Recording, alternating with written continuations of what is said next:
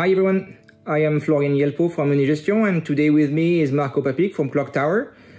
We've set ourselves the following challenge, 3 slides to illustrate what we expect from the future of investment over 3 different time horizons: short-term, tactical, medium-term, cyclical, and longer-run, structural.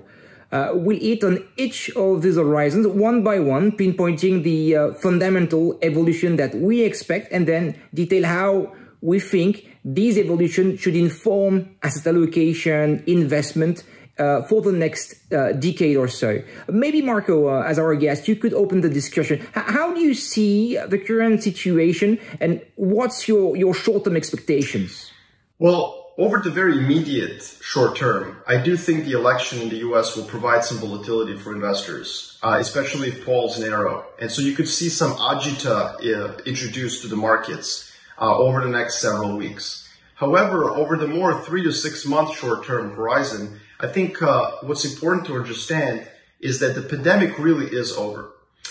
If you look at the chart on the left that I brought today, it basically shows that in the US, deaths have not kept up with cases. In Europe, of course, you know that this is even more starkly the case.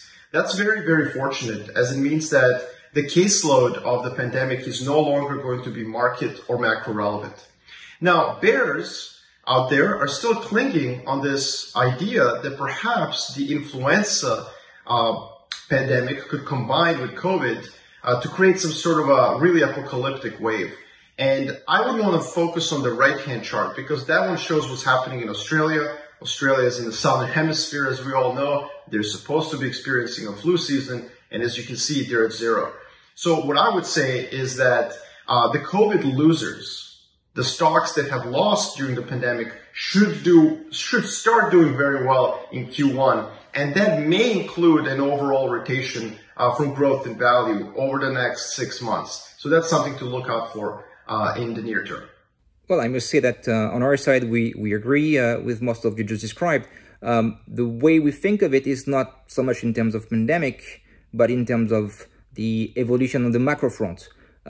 If you're calling the end of the pandemic, we're more calling the end of the recession. And we think it's an equally important argument to see a more positive prospects for growth-oriented assets, namely today equities.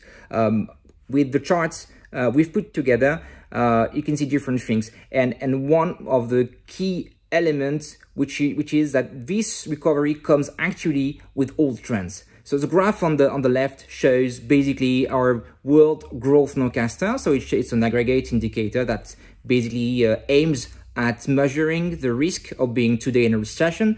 According to that indicator, the recession is behind us and ended around the month of August this year. This end of a recession came with a very striking evolution that you can see on the graph on the left. You see the year-over-year growth rates in the employment situation in 2 different types of industries. The old industries, the industry from the old world, and the new industries, the tech industry, basically to sum things up rapidly.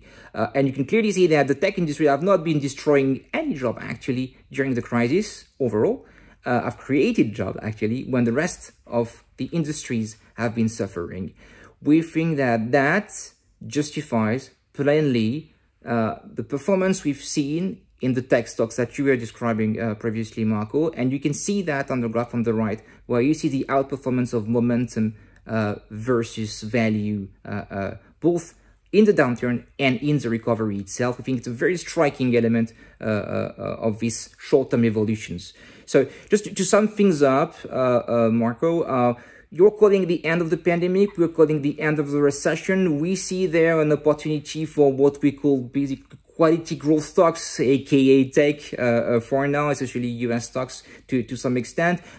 Your vision with the end of the pandemic calls more for a broader recovery now in the shorter term. The key message that I would keep from that is that both evolution would be good for markets overall. Thank you, Marko. Merci, Florian.